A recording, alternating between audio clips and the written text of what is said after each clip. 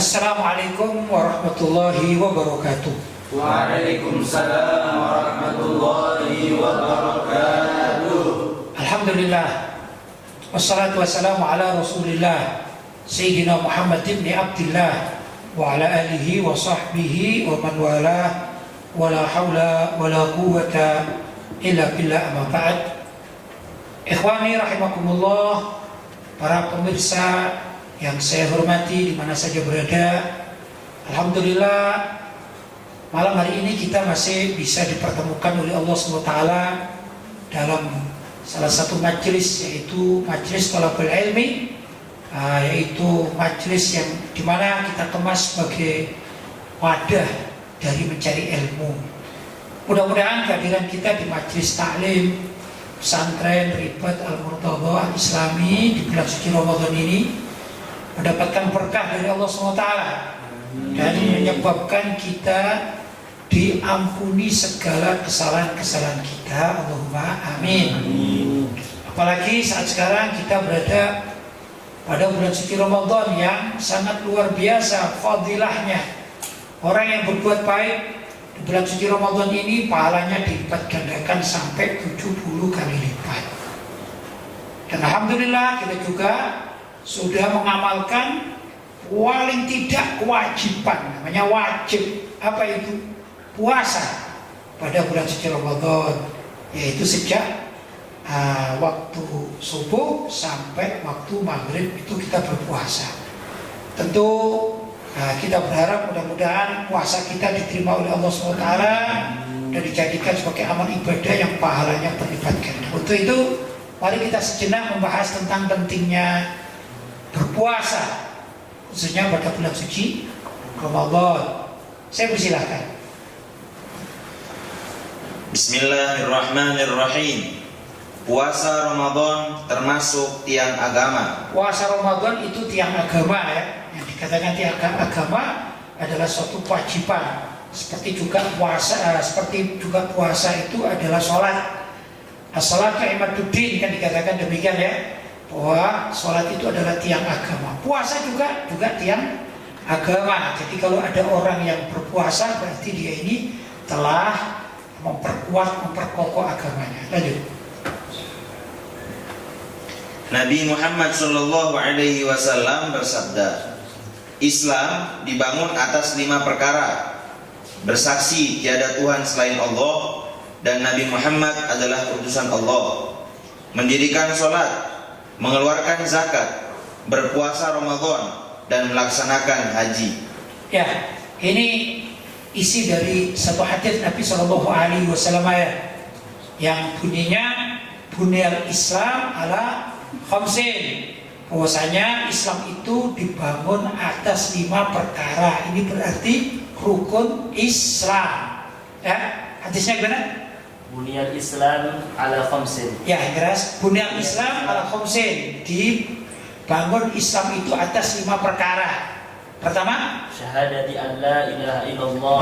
bersyahadat, syahadati an la ilaha illallah, bersyahadat tiada Tuhan selain Allah, wa anna Muhammadan Rasulullah, dan Nabi Muhammad adalah utusan Allah. Terus Wa iqamis shalat. wa iqamis shalah, dan melaksanakan sholat.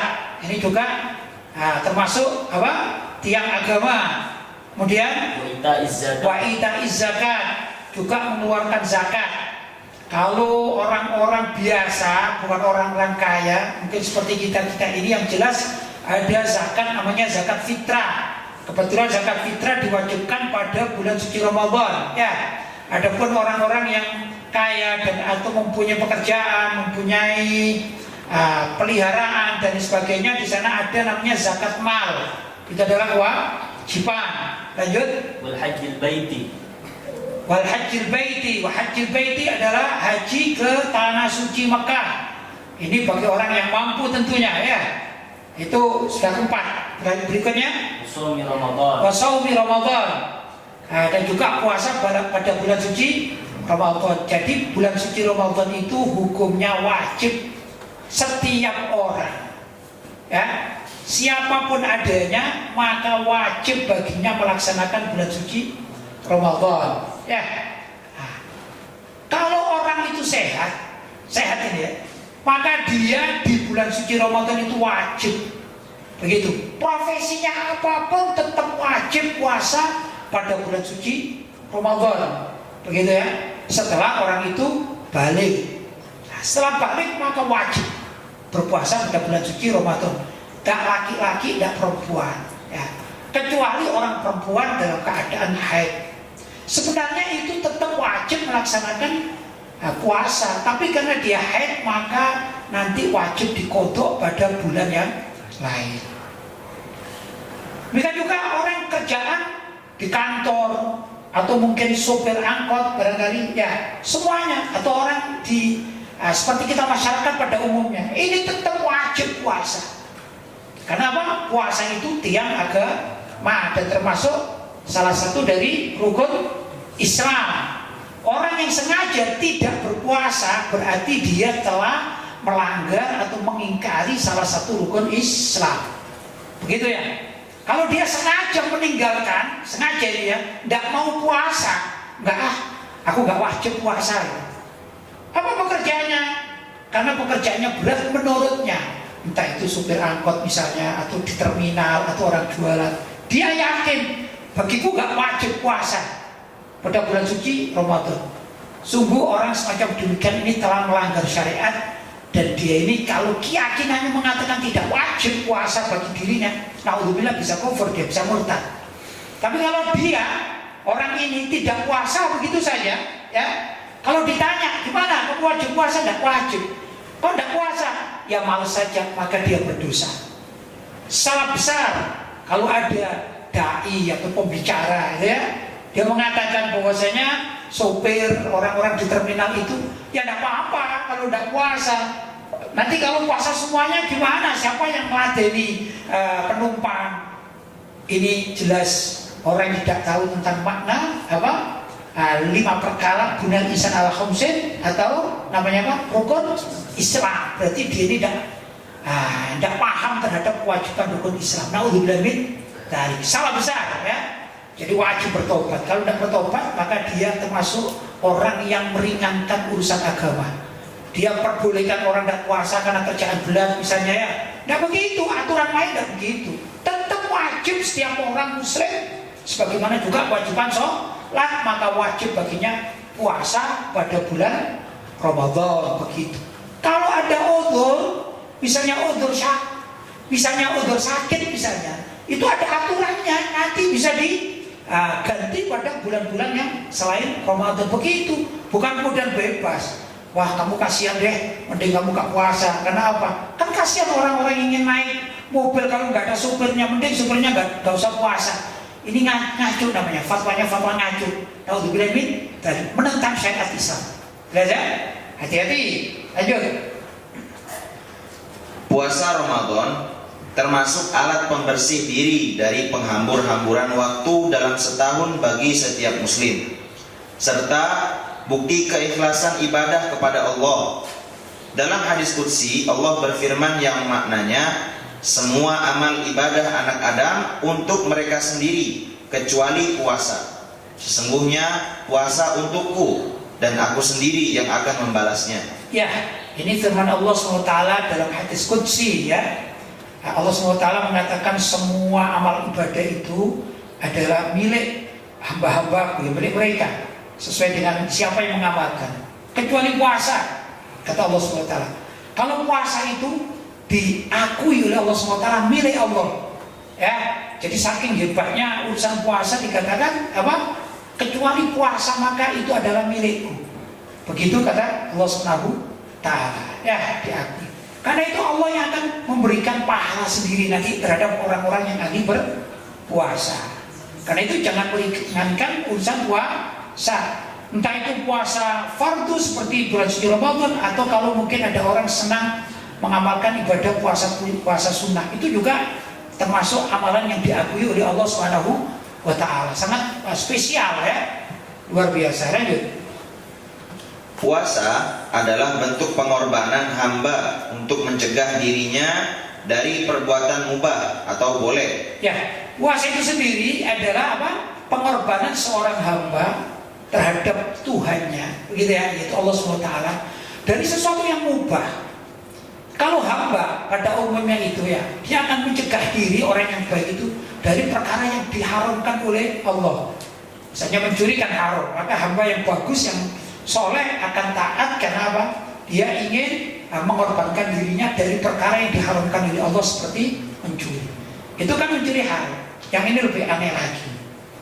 Makan minum di siang hari itu kan boleh selain bulan suci Ramadan, ya kan?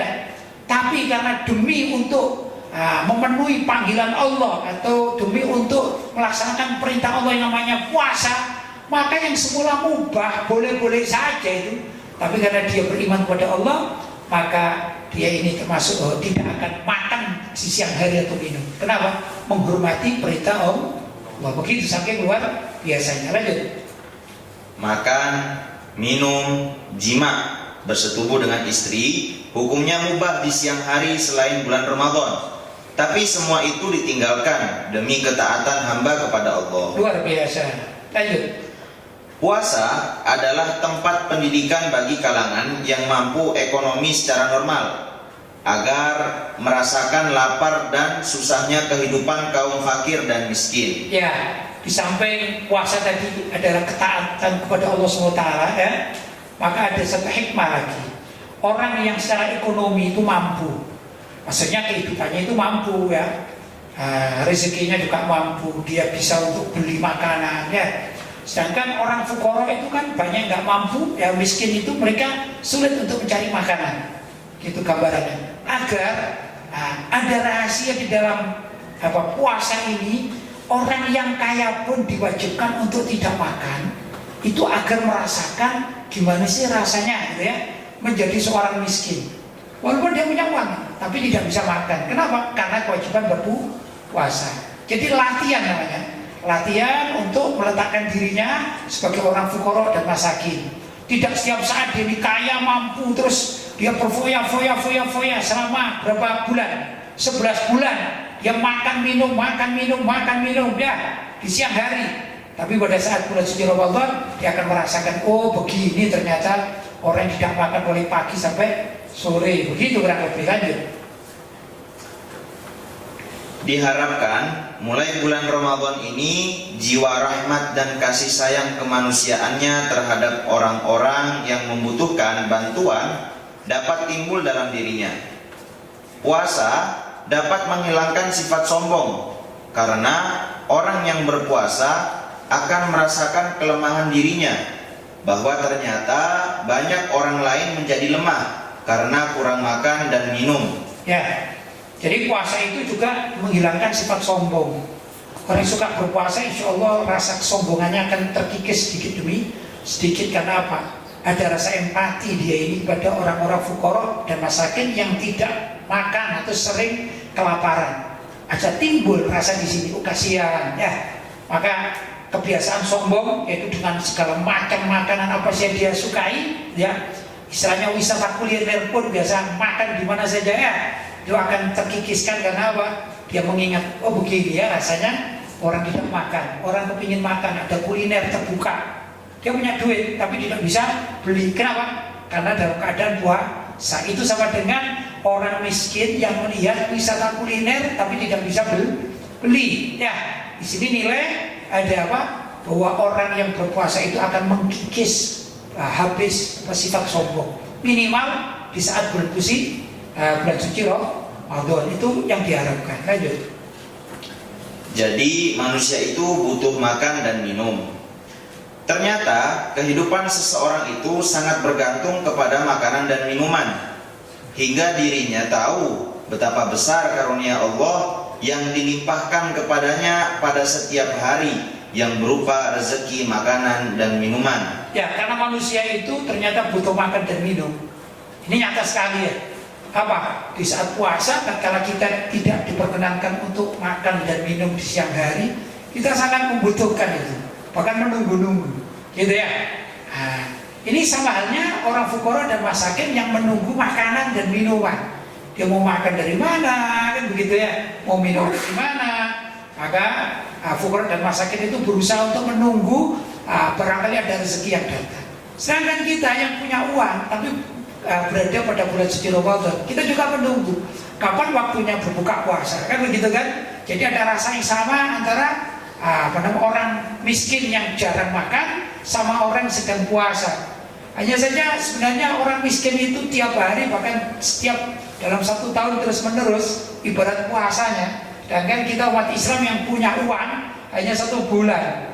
Ya, ini sebagai sebagai perbandingan, ya ternyata memang kita ini membutuhkan makan dan minum yang kita ada rezeki dari Allah SWT. Diharapkan nanti setelah selesai bulan suci Ramadan, maka setiap kali kita makan di siang hari atau minum di siang hari, kita ingat gitu, ini adalah rezeki dari Allah yang sangat luar biasa. Besar nikmatnya Allah, itu dengan kita diberi rezeki. Entah itu rezeki berupa uang, yang uang itu bisa dibelikan untuk makanan atau minuman, atau mungkin rezeki ya langsung berupa makanan atau minuman. Kita makan minuman berupa buah-buahan, kalau kita tanam sendiri ya, kita mendapatkan buahnya, itu adalah rezeki. Jadi kita diharapkan bisa berpikir pasca selesai Ramadan, kita bisa berpikir setiap makan kita ingat, ya Allah ini ternyata rezeki dari Allah. Itu yang diharapkan dalam pendidikan di bulan suci Ramadan dengan puasa yang wajib hukumnya fardhu ain. Lanjut. Puasa itu adalah pendidikan kesabaran. Maka puasa itu dapat membentuk jiwa seseorang menjadi sabar dalam menghadapi cobaan. Khususnya cobaan kehidupan yang seringkali datang bertubi-tubi. Bagi umat Islam yang giat berpuasa, maka akan terbentuk ketegaran dalam jiwanya sekalipun menghadapi problematika kehidupan yang datang silih berganti. Ya, orang yang ahli berpuasa, utamanya puasa Ramadan, ditambah puasa misalnya Senin Kemis, atau puasa Ayyamul Bid.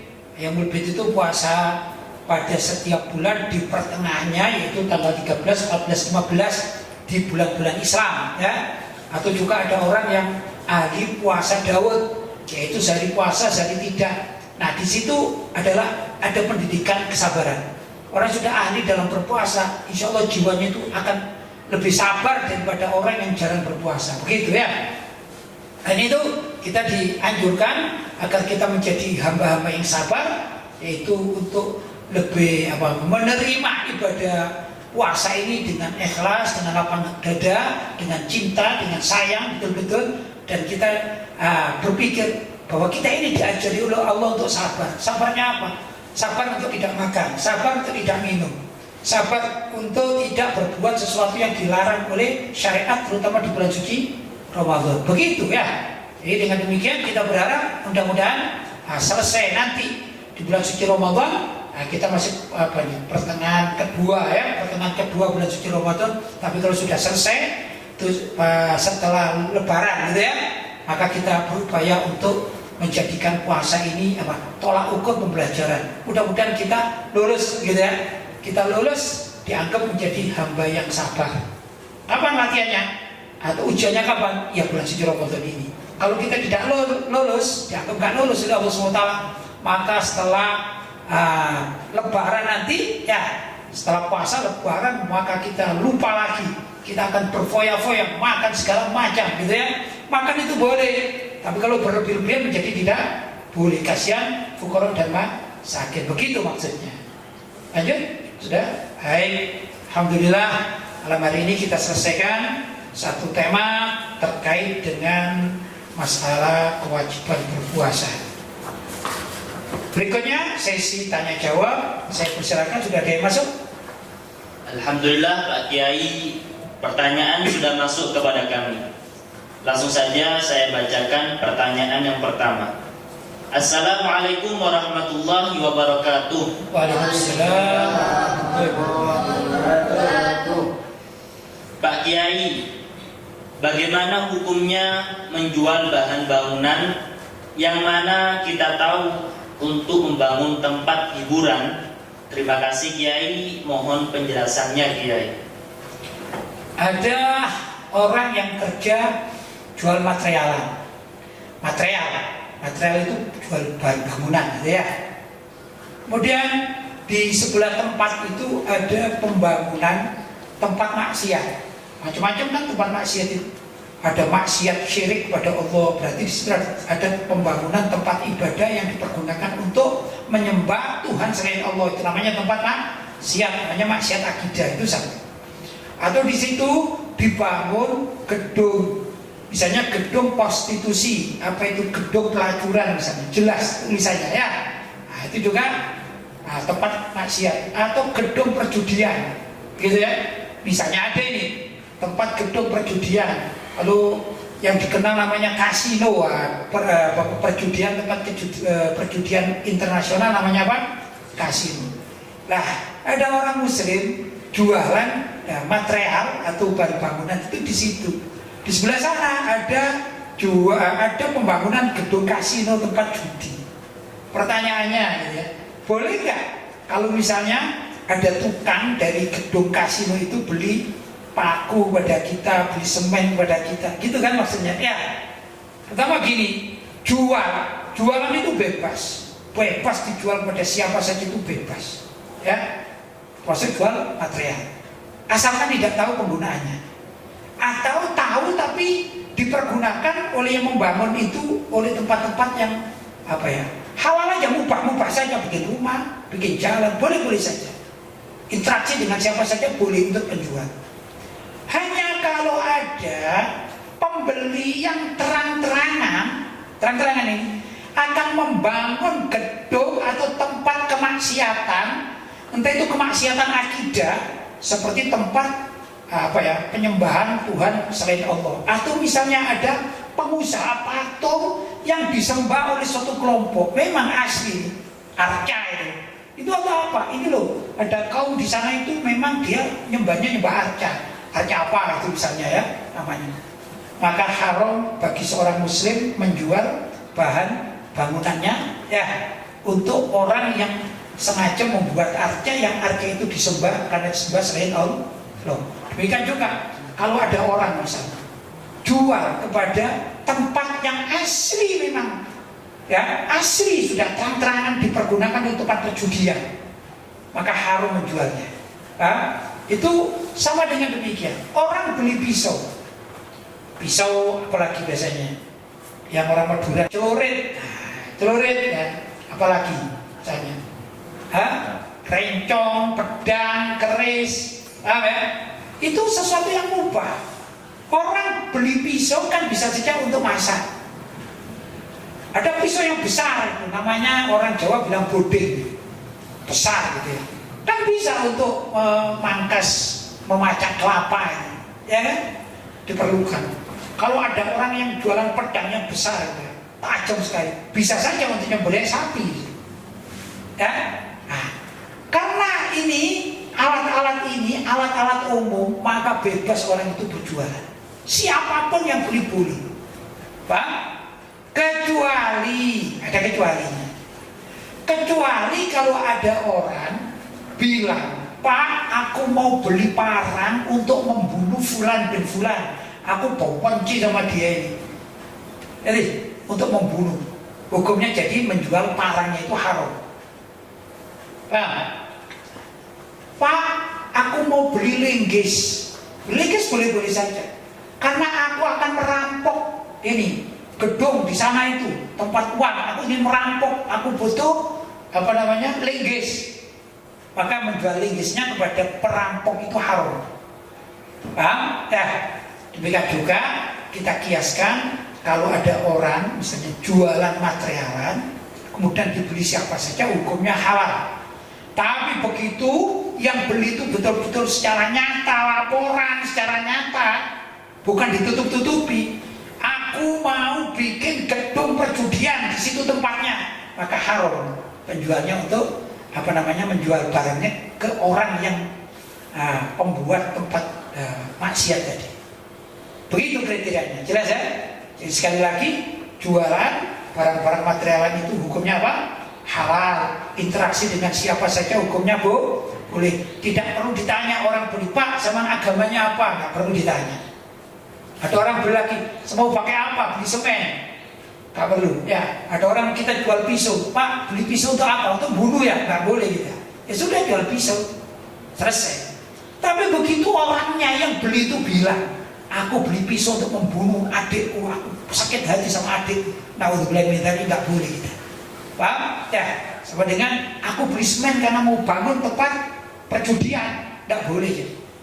Paham? Begitu. Ada lagi? Silakan.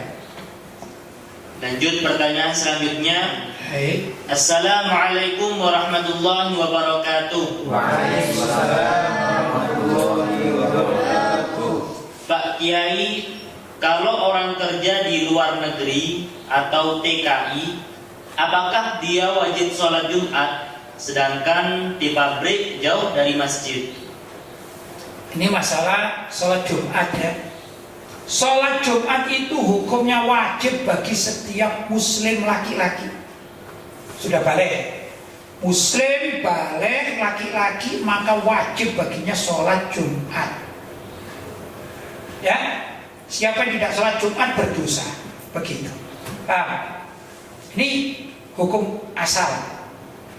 Kecuali ini, kalau memang di tempat itu tidak ada pelaksanaan sholat Jumat karena rukun dan syaratnya itu nggak terpenuhi. Misalnya tidak mencukupi jumlah berapa? 40 orang. Paham ya? Tetap dituntut untuk sholat Jumat dengan cara apa? Harus mencari kawan 40 orang untuk melaksanakan sholat Jumat.